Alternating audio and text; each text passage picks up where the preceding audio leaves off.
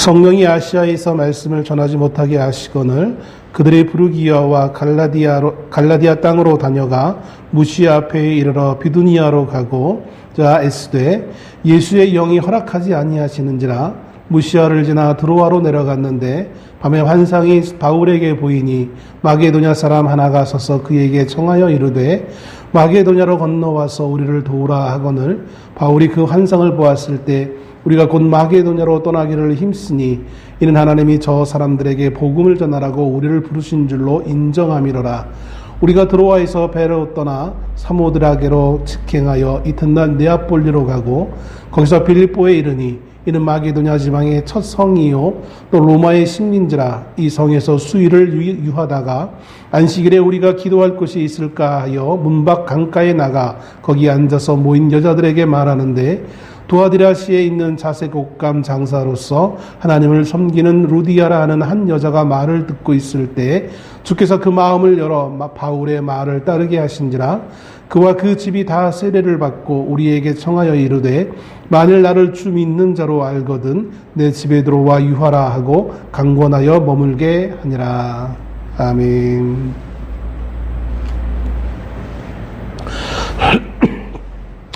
오늘 우리가 이 아침에 읽은 본문은 사도 바울이 2차 전도 여행 중에 있었던 일을 기록하고 있는 본문입니다. 하나님께서 바울의 2차 전도 여행의 그 길을 변경시키시고 그리고 그 변경돼서 새롭게 간 지역은 빌립보라는 지역인 것을 보게 되어집니다. 그 빌립보라는 그 지역에서 바울과 그의 일행들은 안식일 날 그들이 기도할 곳을 찾다가 우연히 여인들을 강가에서 만나게 되어지고 그리고 그 여인들과 이야기를 나누는 가운데 복음이 증거되어지고 그 여인들 가운데 루디아라는 한 여인이 그 바울의 복음을 통해 믿는 자가 되어지게 되어지고 그리고 루디아는 바울과 그의 일행을 자신의 집으로 초청하는 것으로서 오늘 본문의 내용이 맞춰지는 것을 보게 되어집니다. 우리는 이 본문의 내용을 통하여서 한 여인이 복음을 듣고 구원을 받았다는 지극히 평범하지만 또 어떻게 보면 감동이 있는 사건으로 이 본문을 이해할 수 있을 것입니다. 그런데 우리가 성경을 어떤 시각으로 바라보느냐에 따라서 물론 그런 감동도 있었겠지만 숨겨져 있는 또 다른 내용들을 우리가 찾아낼 수 있는 것을 보게 되어집니다. 마치 우리가 제가 어렸을 때 신문을 보면 신문에 숨은 그림 찾기가 있었던 것을 기억합니다. 어떤 것은 참 쉽게 찾을 수 있고요. 어떤 것은 아무리 찾아도 신문을 거꾸로 놓고 봐도 옆으로 놓고 봐도 찾을 수 없는 그런 경우도 있는 것을 보게 되어지죠. 성경도 그런 것 같습니다. 하나님은 평이한 한 사건, 우리가 느끼기에는 그냥 그 사건만으로도 의미가 있고 그 사건에 정말 이런 일이 있었구나라고 쉽게 이해하며 넘어갈 수 있는 그런 것이겠지만 또 우리가 잘 다른 시각으로 한번 쭉 묵상하다 보면 이 사건에 또 다른 숨겨져 있는 또 다른 면을 우리가 찾아볼 수 있습니다. 그리고 숨겨져 있는 하나님의 교훈을 통하여서 오늘 우리에게 새로운 교훈과 또 은혜로운 삶을 살아가는 밑바탕이 되어지는 상황도 너무나 많은 것을 보게 되었습니다. 오늘 본문에 어떠한 숨겨져 있는 내용이 담겨져 있는 것일까요? 이 16장에는 하나님께서 세 가지의 것을 여시는 장면이 기록되어져 있습니다. 오늘 우리가 읽은 본문 6절부터 15절까지의 두 가지의 여시는 사건이 있고 그 다음에 이후 후반부 16장 후반부에 또 하나 여신 사건이 있습니다. 하나는 길을 여시는 하나님의 모습을 발견하고요. 두 번째는 마음을 여시는 하나님을 우리가 찾을 수 있고요. 마지막으로 세 번째 옥문을 여시는 하나님을 찾아볼 수 있는 것을 봅니다. 오늘 우리는 여시는 그 하나님을 살펴보면서 특별히 본문을 중심으로 해서 두 가지의 것을 여시는 하나님을 통하여 오늘 우리의 삶 가운데서도 닫혀진 것이 있다면 열리는 하나님의 은혜가 있기를 기대하며 이 말씀을 살펴보기를 원합니다. 아무리 우리가 힘을 쓰고 애쓰고 노력을 한다 해도 우리가 열지 못하는 것이 있습니다. 아니, 처음부터 우리가 여는 것이 아닙니다. 특별히 하나님의 사람들이 알고 있어야 되는 것은 그 어떤 것도 우리의 힘과 노력으로 열 수 있는 것이 아무것도 없다는 것입니다. 결국 하나님이 여셔야만 모든 것이 열리는 것이고, 하나님이 닫은 것은 결코 열 수 없음을 보게 되어집니다. 오늘 하나님께서는 사도 바울의 2차 전도 여행을 통하여서 새롭게 여신 모습을 우리에게 보여주면서 우리의 삶에도 이런 하나님의 여시는 역사가 있기를 간절히 축원합니다. 사도 바울이 2차 전도 여행을 준비하면서 그 전도 여행의 목적을 분명히 하나 세웁니다. 사도행전 15장 36절에 보면 형제들이 어떠한가 방문하자라고 이렇게 말하고 있습니다. 1차 전도 여행을 다녀온 후에 약간의 쉼을 쉰 바울과 그들의 일행은 다시 한번 전도 여행을 가야 될 필요성을 느끼면서 그 가장 큰 목적은 자신들이 1차로 전도 여행을 다니면서 그곳에 복음을 전해서 세워놨던 그 교회들, 그곳을 다시 한번 돌아보기를 계획합니다.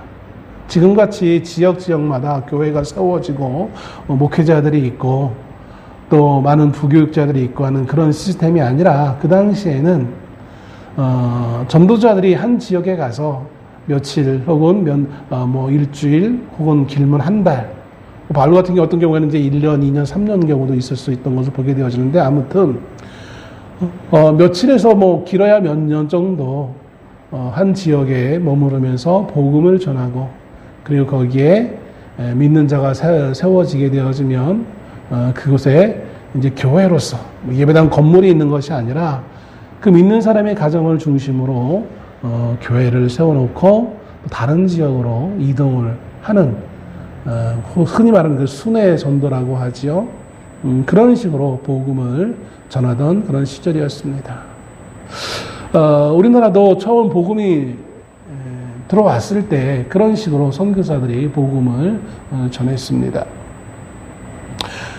바울이 1차 전도 여행을 마치고 나서 좀 쉬는 과정 가운데 아무래도 복음을 전하고 아무리 잘 말씀으로 양육시켜놨다 할지라도 그 기간이 매우 짧기 때문에 염려스러울 수밖에 없는 거예요. 아무리 잘 가르쳐 놔도 사람이라는 것이 한계가 있기 때문에, 또 옛날 습성이 있고 그동안 배운 것이 있는데 새로운 사상을, 새로운 믿음을 받아들여서 가르쳐주는 자가 없이 혼자 모든 것을 한다는 것은 그렇게 쉬운 것만은 아닌 것을 보게 되어집니다.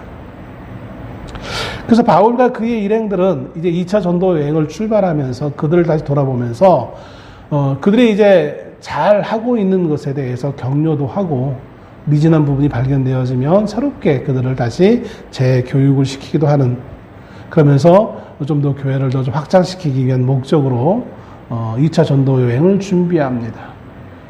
그래서 1차적으로는 이미 기존에 복음을 전했던 지역을 다시 돌아보고, 그리고 나서나 후반부에 새로운 지역으로 복음을 이제 확장시키려고 하는 계획을 가지고 전도 여행을 시작합니다. 그런데 그런 계획을 가지고 출발했던 그 출발, 아마 1차 목적은 어느 정도 좀 이룬 것 같아요.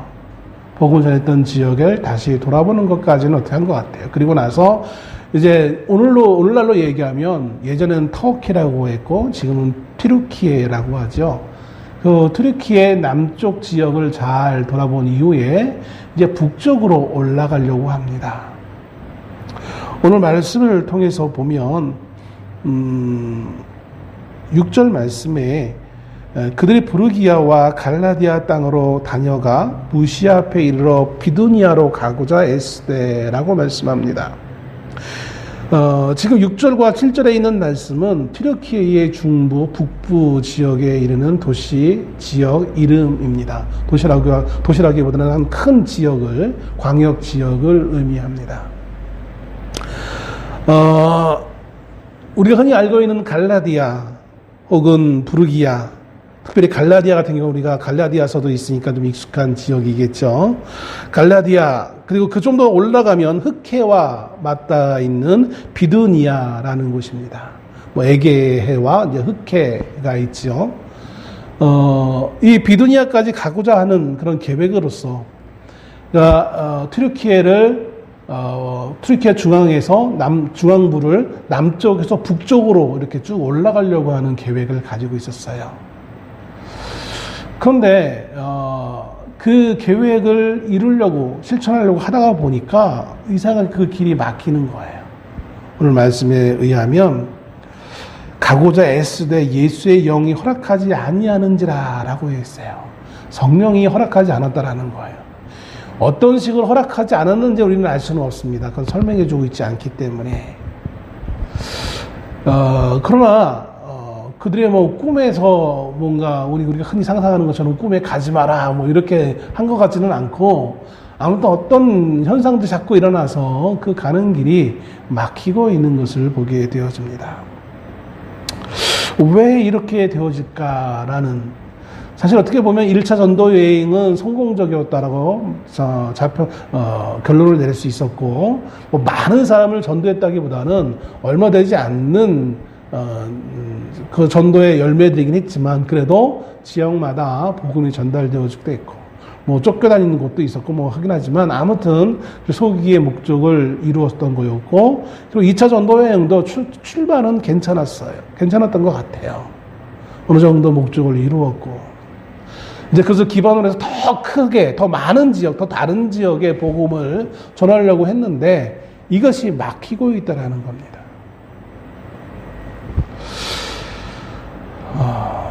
무시아에서, 그래서 막히기 때문에 8절에 무시아를 지나 드로아로 내려갔다. 그래서 이제 다시 돌아올 수밖에 없었던 거예요. 원래 목적지로 가려고 했던, 북쪽으로 가려고 했는데 그러지 못하고 되돌아올 수밖에 없는 거예요.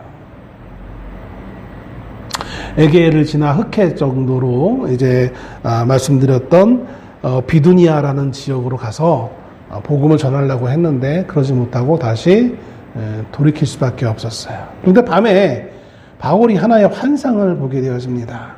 마게도냐 사람 하나가 서서 그에게 청하여 이르되 마게도냐로 건너와서 우리를 도우라 하거늘. 환상을 보는데 마게도냐 사람이요. 옷차림을 보니까, 옷차림과 외모를 보니까 마게도냐 지역 사람의 모습인 거예요. 학자들은 이것을 보고 바울의 일행들 가운데, 바울이 알고 있는 사람들 가운데 한 사람이지 않았을까라고 추측하는 경우도 있어요. 그러니까 마게도냐 사람이라는 것을 알아챌 수 있었던 것이겠죠. 성경에는 의도적으로 누군지는 알지만 이름을 기록하지 않을 때도 간혹가다 있습니다. 뭐 아니면 정작 정말 전혀 알지 못하는 옷차림과 외모만 그럴 수도 있겠고요. 아무튼 중요한 것은 바울이 환상 가운데 딱 나타난 모습을 보면 이 사람은 우리가 흔히 알고 있는 우리 지역 사람이 아니라 저 마게도냐 사람이다. 쉽게 얘기해서 아시아 사람이 아니라 유럽 사람이다라는 것을 알 수 있었다라는 거예요. 우리가 보기에는 어쩌면 옛날 우리의 시적으로 본다면 뭐 튀르키예 사람이나 뭐 유럽 사람이나 비슷비슷하지 않아라고 할지 모르겠지만 그들 나름대로 구별할 수 있는 것이겠죠. 그 환상을 밤에 본 이후에 바울은 이제 그 일행들과 함께 의논을 하게 되어집니다. 10절 말씀해 보니까 바울이 그 환상을 보았을 때 우리가 곧 마게도냐로 떠나기를 힘쓰니, 이제까지 계획했던 그 모든 계획을 다 접어놓고 마게도냐라는 곳으로 가려고 힘썼다라는 거예요. 이것은 사실 쉬운 것만은 아니에요. 우리가 어떤 일을 잘 준비해서 오랜 시간 동안 잘 준비해서 진행하는 도중 갑자기 그것이 안 돼서 다른 걸로 이렇게 바꿀 때 그게 말처럼 쉽지 않은 것을 알게 되었습니다. 그리고 어떤 일이라고 너무 구체적이지 못한 일을 말씀을 드렸지만 뭐 이렇게 얘기할 수도 있어요. 우리가 어떤 선교지를 간다고 했을 때 선교지를 위한 준비를 합니다. 가기 위한 준비를 다 준비를 했는데 갑자기 틀어져서 그 선교 지역에 못 가게 돼 있어. 다른 지역으로 가야 돼 한다면 그게 사실은 그렇게 하기가 쉽지 않아요. 그냥 포기해야 되죠. 근데 오늘 바울은 이제 원래 가려고 했던 그 목적지를 포기하고 새로운 목적지로 가게 되어집니다. 왜 새로운 목적지로 갈까요? 우리는 흔히 생각하기를 환상을 봤으니까 이건 환상이니까 분명히 성령님이 하신 거 하나님이 보여주신 계시야라고 이해하기 쉬워요. 물론 하나님이 하신 거겠죠. 근데 단지 우리가 뭔가 환상을 봤다고 해서 이렇게 해야 돼 라고 결정하는 것은 아니라는 거예요. 이 환상이라는 것은 그냥 보여지는 것만 가지고 쉽게 우리가 판단하기가 어려워요. 환상에 막연한 사람이 우리를 도우라고 한 그 내용이 과연 어떤 의미인지 이것을 해석하는 것도 그렇게 쉽지 않다라는 거예요. 믿는 사람들 가운데 간혹 가다가 개인적으로 요즘은 또 유튜브가 많이 이제 활용되다 보니까 유튜브 영상이나 이런 걸 보시다가 은사자들의 어떤 그런 가르침을 보고 잘못 받아들여서 이상하게 자신의 경험을 거기다 적용을 시켜가지고 엉뚱하게 해석하는 분들이 참 많아요. 예전에 보면 목사님들이 그런 경우들이 많았어요. 부교육자 때는 이해를 못했는데 담임 목사가 되다 보니까 담임자가 되다 보니까 그런 목사님들의 마음도 이해가 한편으로는 돼요. 교회에 많은 성도님들이 있다 보면 때로는 이제 열심히 성도님들 가운데 은혜 받고 나도 신학교에서 공부하고 싶어라는 분들이 생겨요. 물론 그분들은 정식 신학교를 가지는 못합니다. 그냥 소위 말하는 무인가 신학교, 6개월 코스, 3개월 코스 이런 데 공부를 하는 거예요. 그리고 나서 나도 사명받았다고 개척한다고 이렇게 하시는 분들이 참 의외로 많았던 것을 보게 되었습니다. 사실은 그 하나님이 보여주신 그 환상이나 어떤 그런 깨달음이 꼭 개척하라는 의미가 아닐 수도 있는데 무조건 뭔가만 있으면 마음에 뜨거운 것만 있으면 나 개척해야 돼 이런 식으로 잘못 해석해서 열심히 교회를 섬기다가도 집사로서 혹은 권사로서 장로로서 열심히 섬기다가 갑자기 교회를 떠나는 분들이 있어요. 물론 정말 하나님이 부르신 사명도 있겠죠. 그런데 대부분의 사람들은 그렇지 않은 경우가 더 많았던 것을 기억합니다. 분명히 하나님이 감동을 주신 것인데 그것을 우리가 해석함에 있어서 매우 조심해야 되는 거예요.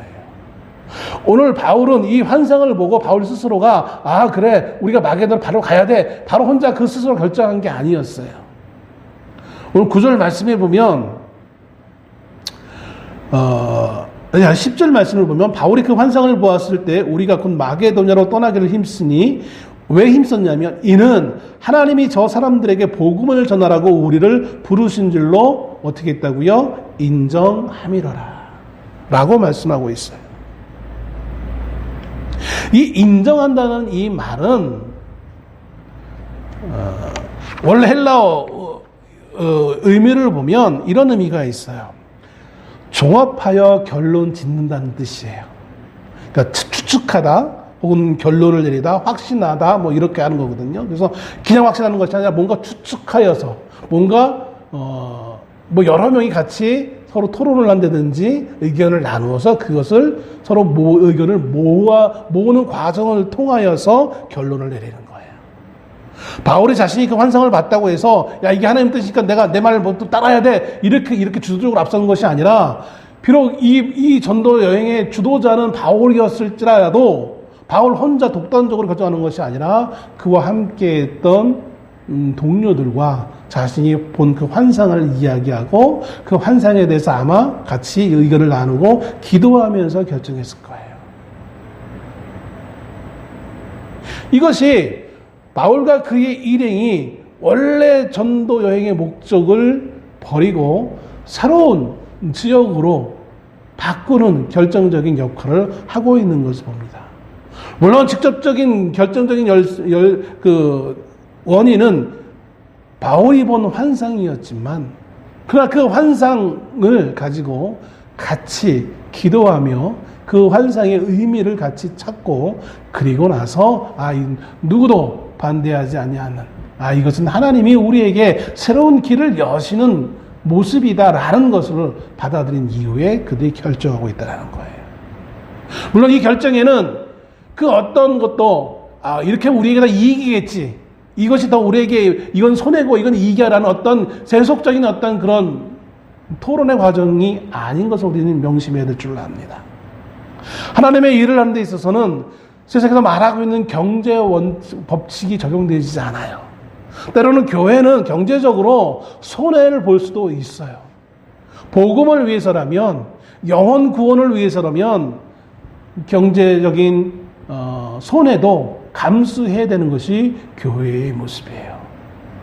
기업이나 세상의 여러 가지 많은 단체들은 경제적인 손해를 끼친다면, 손해를 보게 한다면 그렇게 한 사람을 문책을 한다든지 여러 가지 견제를 하지만, 교회에서는 그렇게 해서는 안 되는 거예요. 개인적인 이유로 교회의 재정을 흠집을 낸다면 문제가 생기지만, 복음을 위해서 때로는 손해를 보게 된다면 그것은 받아들일 수 있어야 된다는 거예요. 그것이 때로는 하나님의 길을 여시는 모습일 수도 있다는 거예요. 사실 뒤에서도 말씀을 드리겠지만, 아시아에서의 복음의 전도는 매우 효과적이었어요. 또 복음을 전하는데 훨씬 더 쉬웠어요. 왜냐하면 초기에 전도자들은 주로 새로운 지역에 가면 어떻게 복음을 전하게 되어지냐면, 먼저 유대인들이 모인 회당을 찾아갑니다.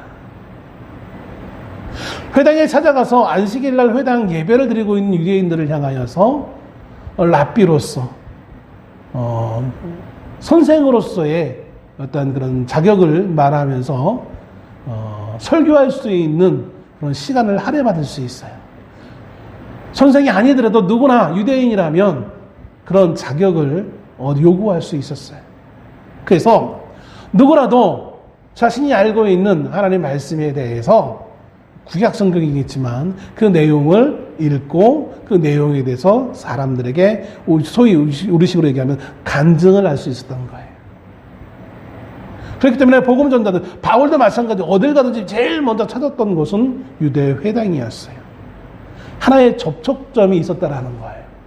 그러니까 접촉점이 있는 것과 없는 것은 너무나 복음을 전하는데 차이가 있어요. 매일매일 저도 전도를 하다 보면 참 사람을 전혀 모르는 사람을 만나서 무슨 말을 할 수 있겠어요. 어떤 때는 그냥 전도지만 삐짝 내밀 때도 있고, 어떤 때는 그냥 인사하고 그냥 말 때도 있고, 날씨 얘기할 때도 있고.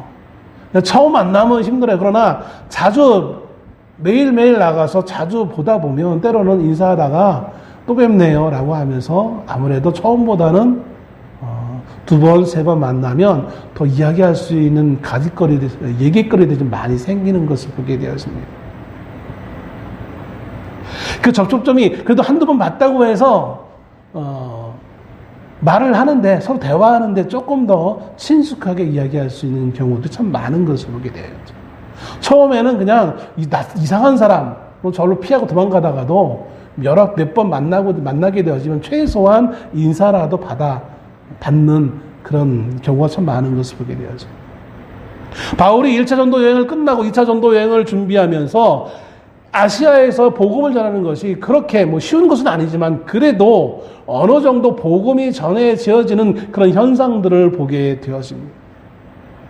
그러니 왜 잘 나갈 때 노젓는다고 이 아시아 지역, 튀르키 지역에 더 많은 믿음의 사람들을 세우기 위해 우리가 좀 더 열심히 하면 더 효과가 있지 않을까라는 기대로서 2차 전도 여행을 준비했던 것이거든요. 근데 이상하게 예수의 영이 허락하지 않았던 거예요.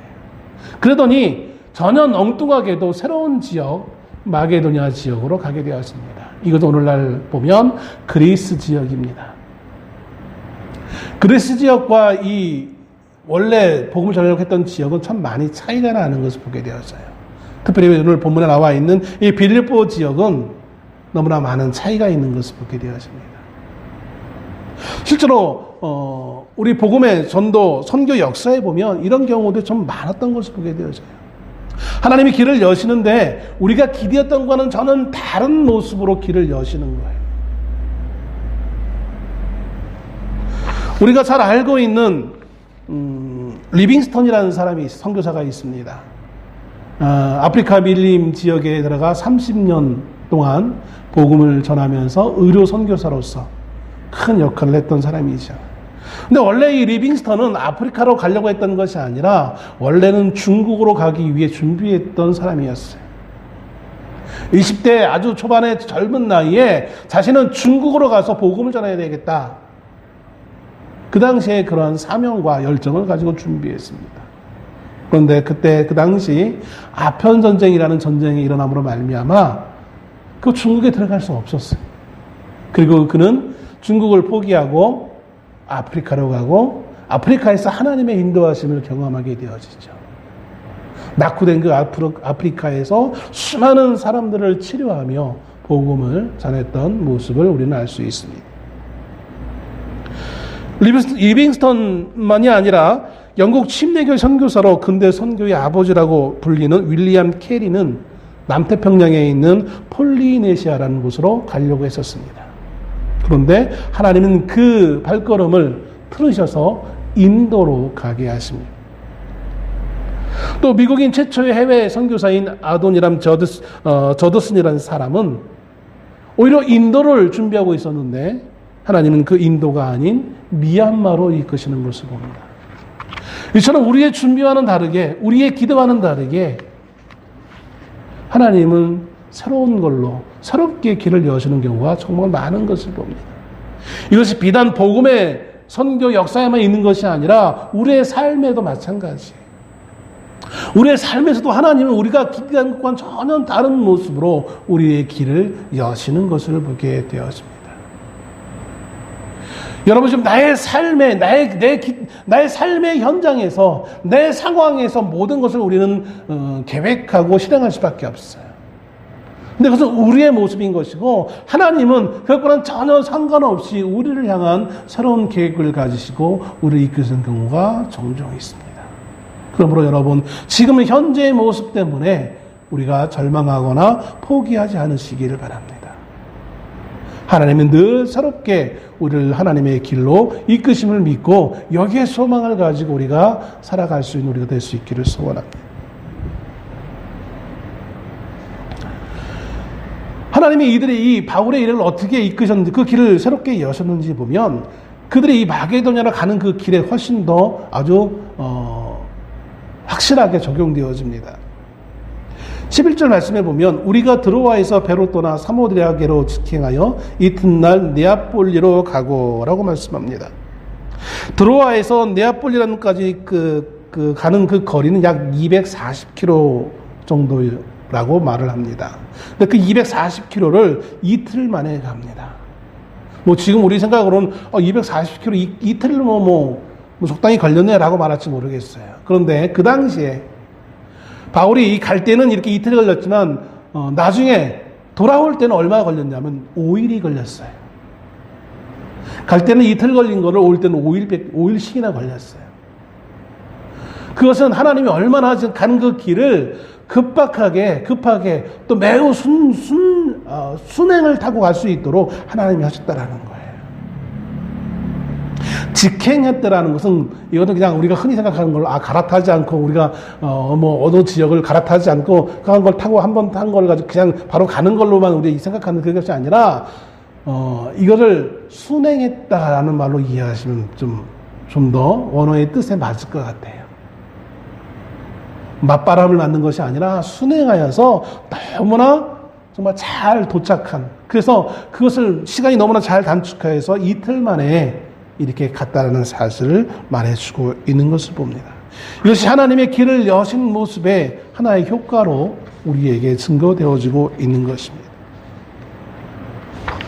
두 번째로 하나님은, 길을 여셨던 하나님은 사람의 마음도 여십니다. 오늘 하나님이 한 사람의 마음을 여시는데 그 사람은 바로 루디아라는 여인의 마음이었던 것을 보게 되었습니다. 본문 13절에 보면 문 밖 강가에 나가 거기에 앉아서 모인 여자들에게 말하는데 라고 말씀합니다. 앞에서도 말씀드렸던 것처럼 바울은 늘 전도지에 새롭게 도착하면 회당을 찾아갑니다. 거기에 가면 항상 유대인들이 있기 때문에 그런 거예요. 근데 오늘 본문의 말씀에 보면 바울 일행이 이제 13절에 안식일에 우리가 기도할 곳이 있을까 하여 라고 말씀하고 있거든요. 다른 말로 표현하면 기도 혹은 예배하기 위해 회당을 찾았던 거예요. 안식일이니까. 그런데 찾지 못했어요. 그래서 강가에 나간 거예요. 찾지 못했다는 것은 한 가지입니다. 거기에 유대인이 많지 않았다는 거예요. 유대인들은 성인 남자 10명만 모이면 회당을 짓는 습성들이 있었어요. 어디를 가던 그들의 과거 옛 어떤 그런 그 문화에 그 과거 역사에 대한 어떤 그런 그 교훈 때문에 하나님을 예배하는 그 회당을 매우 중요시 여겼어요. 그래서 성인 남자 10명만 모이면 회당을 만드는 것입니다. 그런데 오늘 이 빌립보에서 바울이 이렇게 도착한 빌립보에서 회당을 찾았는데 발견하지 못했다라는 것은 그만큼 성인 남자 10명도 이 지역에 있지 않았다라는 거예요. 그러면 여러분 생각해 봅시오. 복음을 전하기가 쉽겠습니까? 어렵겠습니까? 좀 전에 말씀드렸던 것처럼 복음을 전하기 위해 접촉점이 필요해요. 예수님도 성전에 가셔서 바리새인들 또 사두개인들 백성들 앞에서 하나님의 말씀 구약 성경을 가지고 말씀하시면서 자신의 말씀을 가르치셨단 말이에요. 구약 성경에서 말하고 있는 그 내용을 좀 더 바르게 풀어서 설명해 주셨단 말이에요. 예수님도 그렇게 했거든. 하물며 우리도 더 그렇게 할 수밖에 없지 않겠습니까? 익숙한 하나님의 말씀을 알고 있는 유대인 남성, 성인 남성을 만나지 못하고 회당을 발견하지 못하기에 이제 이 바울과 바울의 일행은 그래도 그나마 강가를 찾습니다. 왜냐하면 정결 예식을 할 수 있기 때문에 그래요. 우리 식으로 얘기하면 세례, 물로 자신들을 씻어야 되니까 손발을 깨끗이 씻고 세속적인 어떤 그런 것들을 씻기 위해 하나님 앞에 기도하기에 앞서 가장 좋은 곳은 이제 물이 있는 강가였던 거예요. 마침 그 강가에 가는데 여인들이 있었습니다. 몇 명의 여인인지는 모르겠지만 그 여인들이 있었고 그 여인들에게 바울 일행이 다가가서 그들과 이야기를 나눕니다. 처음에는 그냥 간단한 인사만 나눴겠죠. 어디에 사십니까? 아주 정말 기본적인 이야기부터 시작했겠죠. 그러면서 차츰차츰 복음을 전합니다. 얼마 동안 복음을 전했는지 모릅니다. 그것이 10분이었는지 1시간이었는지 아니면 며칠이었는지도 모르겠어요. 오늘 끝나고 다음 주에 또 만납시다 이런 식으로 할 수도 있었을 거고요. 아무튼 그런 가운데 오늘 말씀에 보면 한 여인이 등장합니다. 14절에 두아디라시에 있는 자색 옷감 장사로서, 이 두아디라시라는 곳은 어디냐면 사실은 바울이 원래 가려고 했던 목적지였었는 아시아 투르키에 있는 지역의 도시예요. 그 도시에 있어야 될 그 여인이 거기에 있지 않고 오늘 빌립보에 와 있고, 그 지역에 가야 될 바울은 그 지역에 가지 못하고 오늘 빌립보에 와 있어요. 그래서 만나게 되어집니다. 참 사람들이 말하는 우연이라면 얼마나 이런 우연인지 모르겠어요. 원래 바울이 가려고 했던 그 목적지에 갔었으면 이 여인을 만나지 못했겠죠.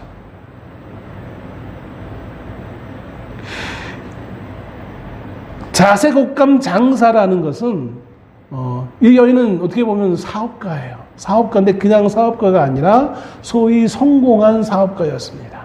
자색옥감이라는 건 매우 좀 고가의 의류인 것을 보게 되었습니다. 소위 말하는 성공한 여자 사업가인 이 루디아를 만나고, 이 루디아는 말씀해 보면 여자가 말을 듣고 있을 때 주께서 그 마음을 열어 바울의 말을 따르게 하신지라 라고 말합니다. 바울이 설교를 잘했기 때문에 이 루디아가 마음을 연 것이 아니에요.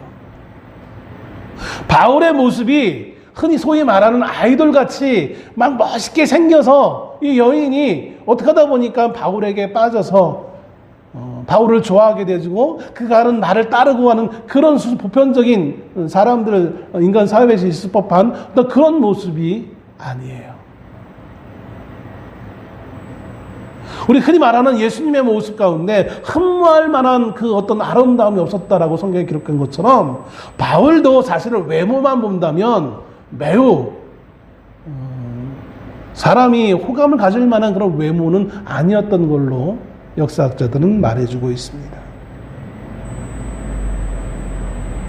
또 그가 말을 또 유창하게 잘했느냐? 그렇지도 않아요. 흔히 요즘 사람들이 말하는 유머와 재미, 위트가 있는 어떤 그러한 재미있는 말씀을 전하던 그런 설교가도 아니었어요.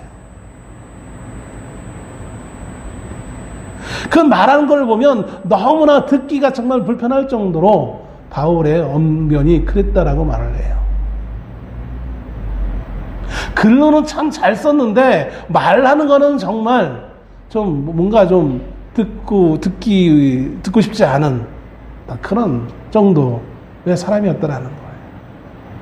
그러니 이 루디아는 여인이 그 마음이 열린 것은 그 어디에서도 바울의 유창한 설교나 위트 있는 재미있는 설교 때문이 아니었어요. 말씀에 나와 있는 것처럼 하나님께서 그 마음의 문을 여셨다라는 거예요. 구원은 하나님이 우리에게 주신 선물인 것처럼 우리가 복음을 듣고 그 복음을 믿는 것 또한 하나님의 선물이십니다. 우리의 마음이 열리는 것은 그 어떤 유명한 대학자가 유식한 말로 막 말을 해서 우리의 마음이 열리는 것이 아니라, 물론 하나님이 때로는 그것을 도구로 사용할 수도 있겠죠. 그러나 근본적으로 우리의 마음이 열리는 것은 하나님이 우리의 마음을 여시는 거예요. 그리고 이것은 단지 복음을 받을 때 그 복음을 받아들이는 데에만 하나님이 그렇게 마음을 여시는 것이 아니라 우리가 사람과 사람 사이의 만남의 관계 가운데서도 그 관계를 회복하게 하시는 것도 하나님의 마음을 여시는 거예요. 누구를 사랑하는 것도 내가 사랑하는 것이 아니라 하나님이 사랑할 수 있도록 우리의 마음을 여시는 거예요. 물론 때로는 우리가 의지적으로 결단하여서 뭔가를 하려고 마음을 그렇게 의도적으로 하는 경우도 있어요.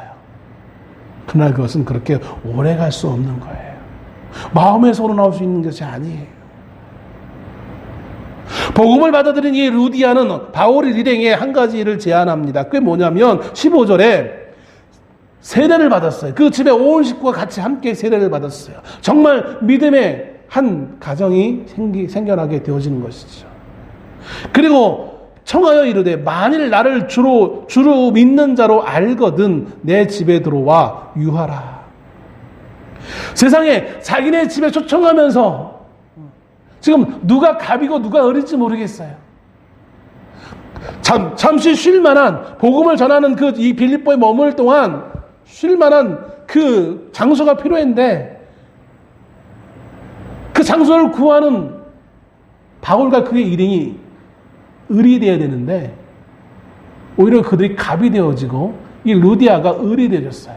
제발 우리 집에 와주세요. 와주는데 어떤 조건을 얘기하냐면 내가 나를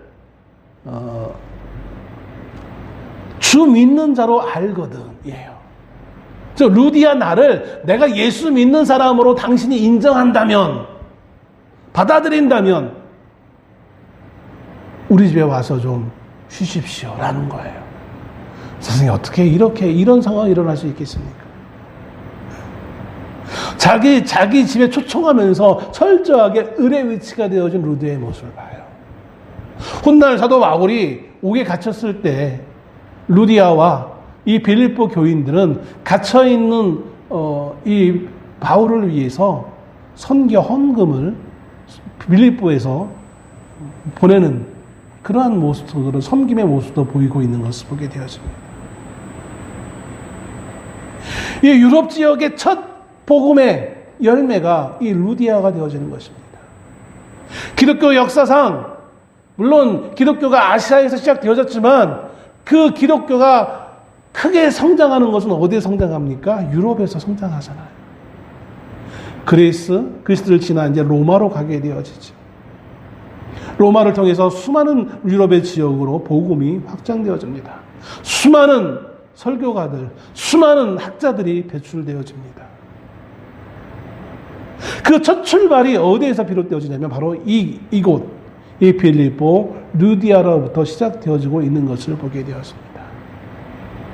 아마 그 당시에는 전혀 기대할 수 없었을 거예요. 바울도 하나님의 뜻이 무엇이었는지 전혀 이해할 수 없었을 거예요. 아니 복음을 잘 전하던 그 지역을 못하게 하시고 전혀 낯선 지역, 사람도 없는 지역, 복음을 받아들일 만한 사람이 없는 그 지역에 왜 우리를 굳이 이곳을 보내는가 라는 생각을 했었을지도 몰라요.